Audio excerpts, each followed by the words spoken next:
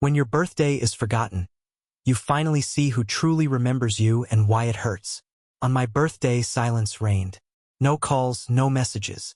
I had posted about celebrating my 29th with incredible friends, photos included.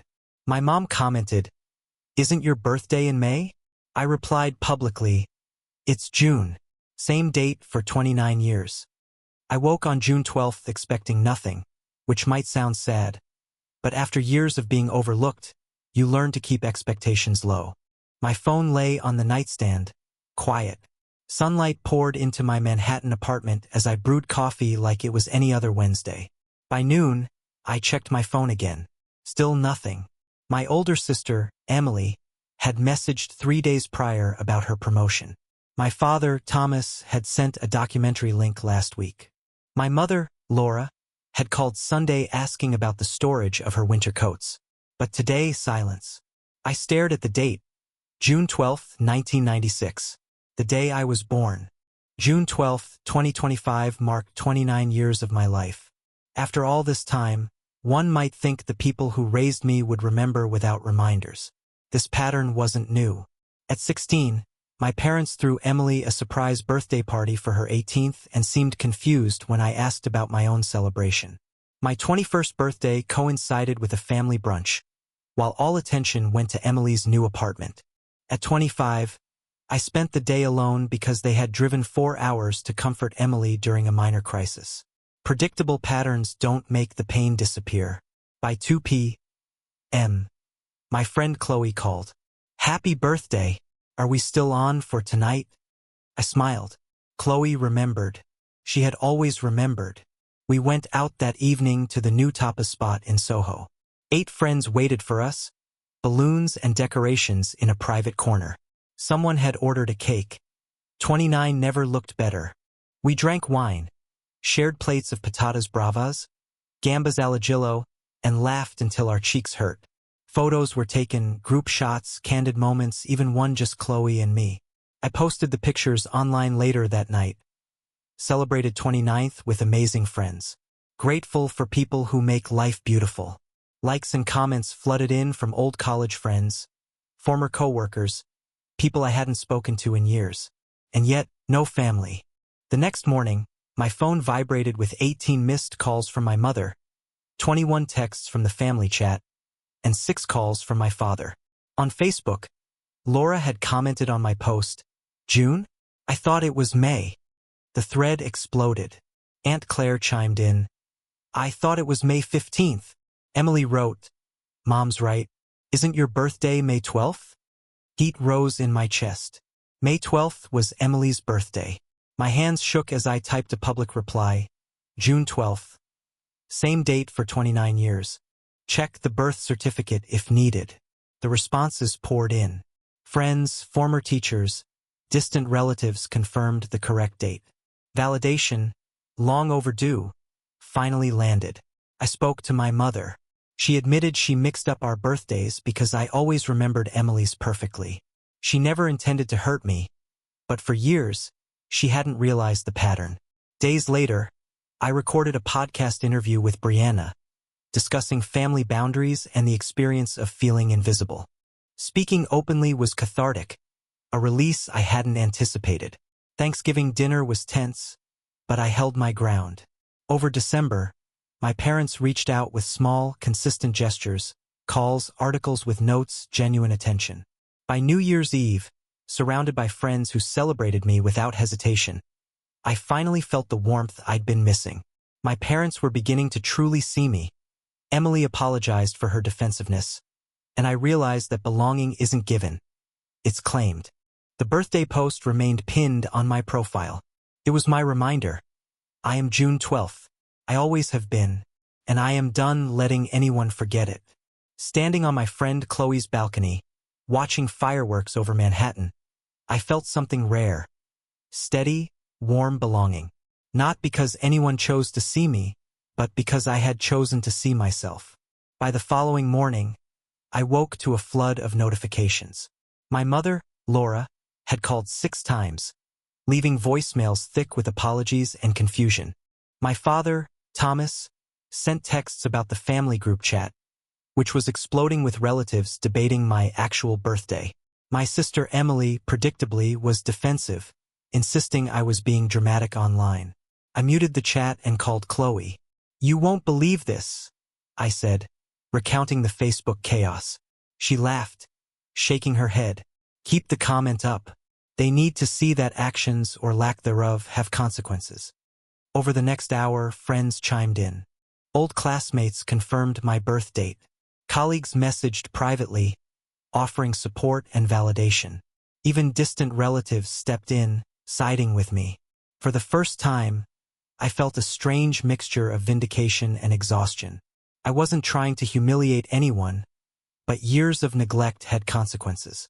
When I finally answered my mother's call, she was teary. "I don't know how I got it so wrong.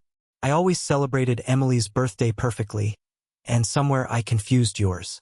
I see now how that hurt you." Her words were heavy but genuine. I let her speak, then responded calmly but firmly, "Mom, it's not just about a single date. It's about all the times I felt invisible. Recognition isn't optional for someone who loves you. It's necessary." Emily called immediately afterward. "What is wrong with you?" she demanded. I took a breath. "Emily, this isn't about drama. It's about being acknowledged. For 29 years, I've waited for you and Mom to see me. Yesterday, I realized they won't if I don't speak up. And I will." The line went silent. She hung up, but I felt a small spark of relief. I had finally voiced my truth. The week passed in a blur of work, messages, and introspection. Thanksgiving was approaching, and I debated whether to attend. I didn't want to face the awkward tension, but skipping would feel like surrender. I went. The dinner was stilted at first. My parents were overly attentive, serving me first, asking repeatedly if I wanted seconds, clearly trying to make up for past mistakes. Emily avoided eye contact, quietly resentful. I stayed composed, noting how differently the dynamics felt now that I had set boundaries. Over the next few weeks, subtle shifts occurred. My mother called twice a week, genuinely curious about my life. My father sent links and articles with thoughtful commentary. Emily remained distant but less antagonistic. For the first time, the small gestures felt consistent rather than performative. Then came Christmas.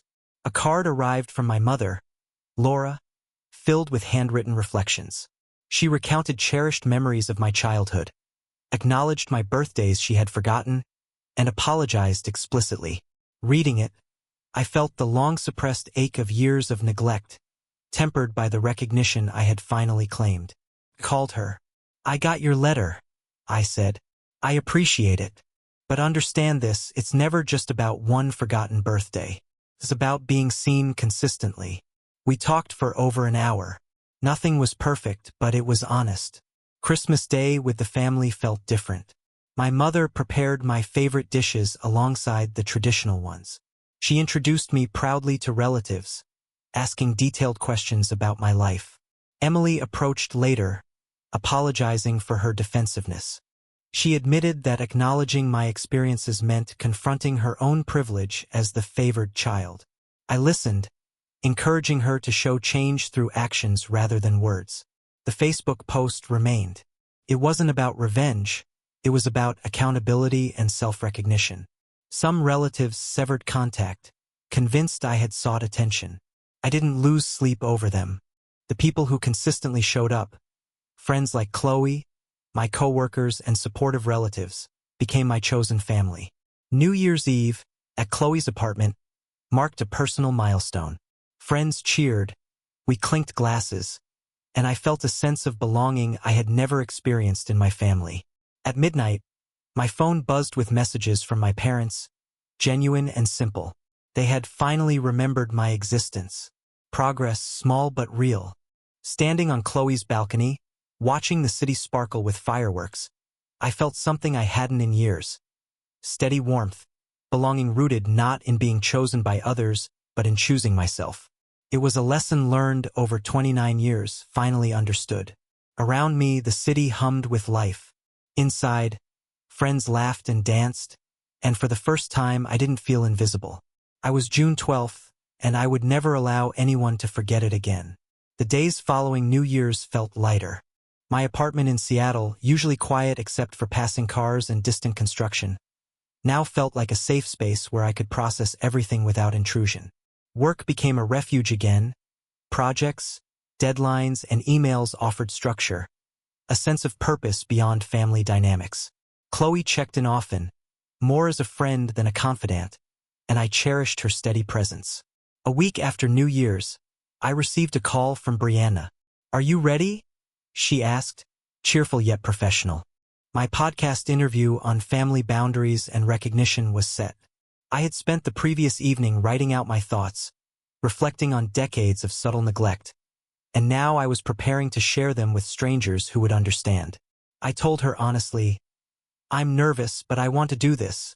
Not to shame anyone, but to be seen." Tuesday evening arrived. I logged into the recording room from my cozy apartment, the Seattle skyline glowing behind me. Brianna greeted me warmly. "Ready?" she asked. I took a deep breath. "Ready." The conversation flowed naturally. Questions about childhood memories, coping mechanisms, and emotional growth prompted me to articulate truths I had long kept hidden. We laughed at some of the absurdities of family life, sighed at the injustices endured, and acknowledged the moments of clarity that had finally allowed me to stand firm. 90 minutes later, I hung up feeling lighter than I had in weeks. Sharing my story publicly was daunting, but it was liberating. The following morning, I scrolled through the comments on the Facebook post. People I hadn't spoken to in years wrote heartfelt notes. Former classmates shared similar experiences. Coworkers expressed solidarity. Even distant cousins reached out privately. Each message reminded me that my story wasn't isolated, that being invisible in one family didn't diminish my worth in the world. A few days later, my mother, Laura, called again. "Sweetheart, I'm really trying," she said softly. "I know I can't erase the past, but I want to be present now. Can we talk about your upcoming birthday?" I hesitated but nodded. "Yes, but I need consistency, not just gestures on the right day." She agreed, acknowledging that this wasn't about perfection but accountability. Emily remained cautious. She occasionally checked in, still navigating her discomfort with my visibility, but the tension had shifted. She no longer tried to gaslight me into minimizing my feelings. Actions replaced words, and that difference, though small, felt monumental. As February approached, Chloe hosted a small gathering to celebrate my 31st birthday. The intimate apartment was warm and filled with laughter, the smell of roasted vegetables and freshly baked bread hanging in the air. I wore a soft green dress, something comfortable yet special. Friends took turns toasting, sharing stories, and expressing gratitude for our connection. For the first time in decades, I celebrated a birthday fully acknowledged, loved, and chosen. Not for obligation, but because people genuinely cared. That evening, as I stepped onto Chloe's balcony with a glass of sparkling water, I reflected on the past year. The mishandled birthdays, the online confrontation, the letters, the podcast, and the subtle shifts in my family. All of it had taught me the same lesson. Belonging begins with self-recognition. I no longer relied solely on my parents' acknowledgement or my sister's approval. I had built my own network of care and validation. A notification lit up my phone. It was a text from Laura. "Happy birthday, my June girl. We love you and are proud. Can't wait to celebrate with you soon." I smiled, knowing this time, the words were backed by intention, not oversight. Emily sent a brief message. "Hope your day is amazing. Progress slow but real." Later, as friends began to leave, Chloe turned to me. "You did it. You claimed your space, your day, and your voice. That's huge." I nodded, feeling a mixture of exhaustion and triumph. The room was quiet now, the city below twinkling with distant lights and occasional sirens. Inside, I felt a warmth that had little to do with the wine or the laughter. It was rooted in recognition, respect, and the choice to honor myself. When the last guest departed, I lingered in the quiet apartment. Seattle's night breeze drifted through the open window, carrying the faint scent of rain. I placed my phone on the counter, set the alarm for tomorrow, and sat for a moment, reflecting. 31 years of learning to assert my worth, to demand acknowledgement, and to create my own chosen family had led me here. Not perfect, not complete, but real. I crawled into bed, pulling the covers tight. Outside, the city slept, indifferent yet alive. Inside, I felt steady, grounded, and whole. Belonging, I realized, was not given, it was claimed. For the first time, I fully understood what it meant to be seen.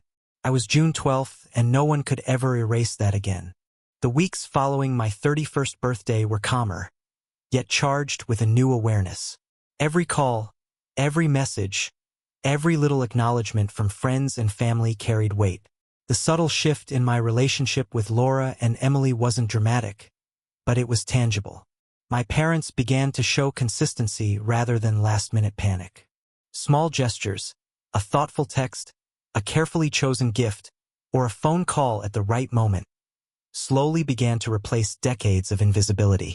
At work, the rhythm of daily tasks kept me grounded. Marketing campaigns, client proposals, and team collaborations provided structure. My colleagues, especially Grant and Lucia, continued to check in, reminding me that recognition and care could be consistent, not just spontaneous. It was a stark contrast to the years spent waiting for my family to notice me. One Thursday evening, Chloe and I decided to revisit the idea of hosting a small gathering. Not a birthday, not a holiday, just a night for friends who had shown up, who remembered, who mattered. The apartment was cozy, lit with string lights and the soft glow of candles. The air smelled faintly of roasted garlic and cinnamon from the oven. We laughed over shared stories, played games, and toasted quietly to milestones, small and large. I felt a sense of belonging that had eluded me for most of my life. Emily called later that week. "Hey," she said tentatively, "I wanted to check in. How are you feeling about everything?" I paused, considering how to answer. Honestly, I feel lighter, but I'm still learning where to draw lines and when to let go of expectations. Her sigh carried relief. I get it. I don't always know how to respond to your boundaries, but I want to try. For the first time, I sensed sincerity without defensiveness, an acknowledgement that my feelings mattered. December came with its usual flurry of plans, yet for the first time, I approached it without the dread that had marked previous years. Laura called weekly, not only to ask questions but to genuinely converse.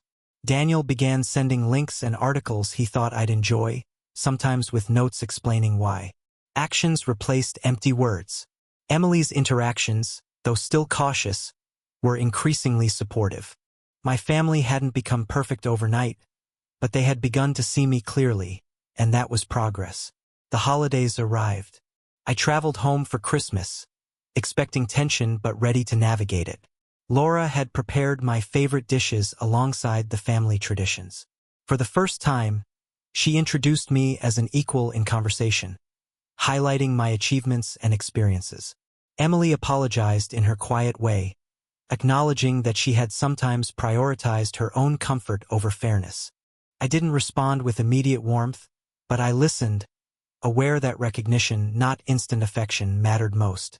After the holidays, life settled into a pattern of new routines and boundaries. Work continued to be a safe space, a place where competence and effort translated into respect. Chloe remained a constant anchor, her friendship reminding me that chosen family could sometimes be more reliable than blood relatives.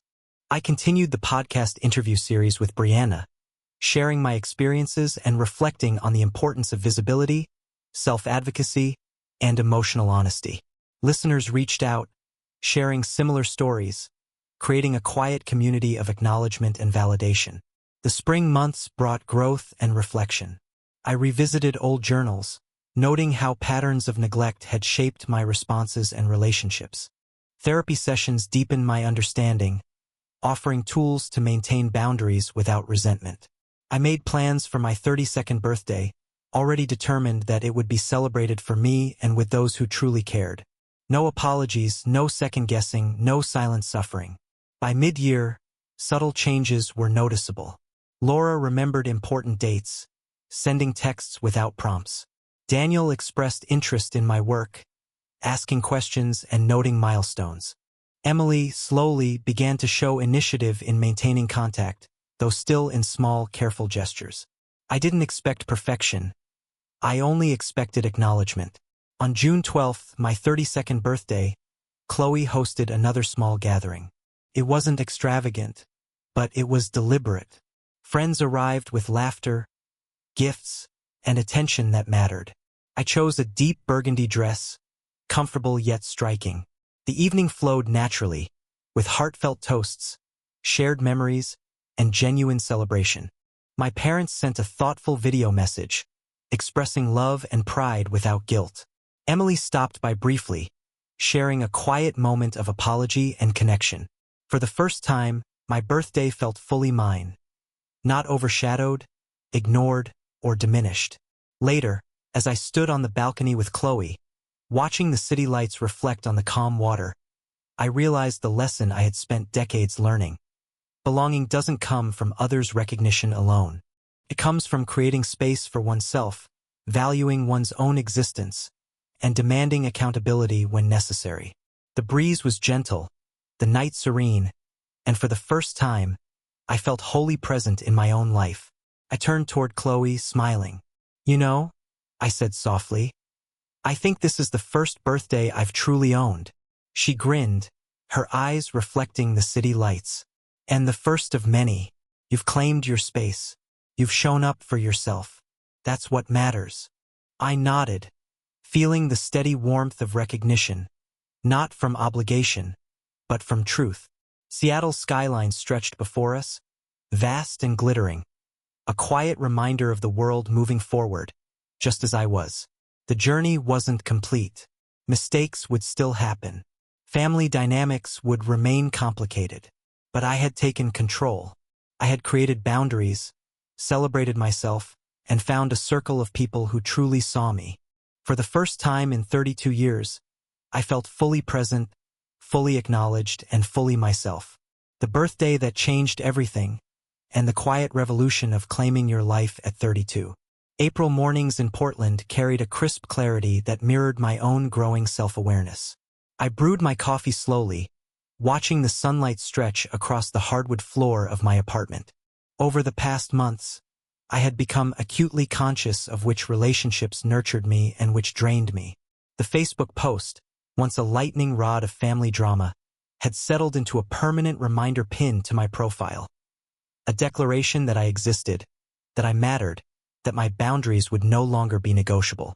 Liam, my closest friend since college, dropped by with a bouquet of tulips one Friday afternoon. "Just because," he said, grinning. I smiled, feeling the simple warmth of someone who didn't need a reminder or a dramatic post to acknowledge me. We brewed coffee together, catching up on mundane details of life, our favorite form of intimacy, and I realized how much normality itself could feel restorative. At work, the dynamics had shifted subtly. Colleagues began checking in more consistently, not out of obligation but because they genuinely valued collaboration and connection. Gabrielle from HR left a note on my desk, congratulating me for a successful campaign and adding a small sketch of a cat she doodled while thinking of me. Little gestures like this accumulated, forming a quiet lattice of validation that decades of familial oversight had never provided. I visited my parents' home one Saturday cautiously. The air was familiar yet fraught with potential tension. My mother, Janet, had made a conscious effort to include me in conversations about family plans, and my father, Marcus, asked about my work in a way that showed real curiosity. Emily remained tentative, orbiting between awkwardness and genuine attempts at connection. I didn't expect perfection, never had, but acknowledgement, even imperfect, felt like a gift I could finally accept. One evening, Chloe and I decided to record a casual podcast episode together, discussing personal growth, family boundaries, and the experience of being consistently overlooked. The conversation was unstructured yet profound, weaving personal anecdotes with reflections on human behavior. Sharing my story publicly was no longer about shaming my family. It was about articulating the experience of invisibility and claiming my right to be seen. Listener messages began trickling in, many echoing my sentiments, describing their own journeys of asserting self-worth in complicated family systems. Spring transitioned into summer, and the city of Portland bloomed around me. I spent long evenings on my balcony, journaling, reflecting, or simply listening to the distant hum of the river and the occasional siren. Each night, I felt the quiet satisfaction of having built a network of chosen family, friends who remembered birthdays, milestones, and small triumphs. I no longer counted on my parents to define my worth. I celebrated my own existence, and that was enough. On my 32nd birthday, Chloe and Liam organized a small rooftop gathering. Friends brought homemade desserts, laughter, and stories. I wore a deep emerald dress, my favorite necklace, and for the first time, I felt entirely present. The night was not about drama, competition, or familial obligation. It was a night where my existence mattered, celebrated by people who actively chose to honor it. My parents sent a recorded message expressing love and pride, not out of panic, but genuine acknowledgement. Emily offered a quiet toast, her voice steady and unembarrassed. As the evening wore on, I stepped onto the rooftop, the city lights reflecting in my eyes. Chloe joined me, draping a blanket over my shoulders. "You did it," she said softly. "You stopped shrinking yourself for everyone else." I nodded, feeling the culmination of years of patience, disappointment, and self-assertion. "It took me 32 years, I said, "but I finally get it. I don't need anyone else to validate me. I see myself clearly now." The night air carried the distant sounds of music and celebration. Fireworks exploded somewhere beyond the skyline, a chaotic symphony of color and noise. I realized then that life would continue to be messy, family dynamics would still fluctuate, and boundaries would need constant reinforcement. But for the first time, I held the power to define my presence and worth. I was no longer invisible. I was seen, recognized, and celebrated not by accident, but by deliberate choice. Later that night, lying in bed, I reflected on the journey from neglected birthdays to deliberate acknowledgement. The lessons had been hard-earned, the emotional scars lingering, but the empowerment was profound. I reached for my phone and sent a message to my parents. "Thank you for starting to see me.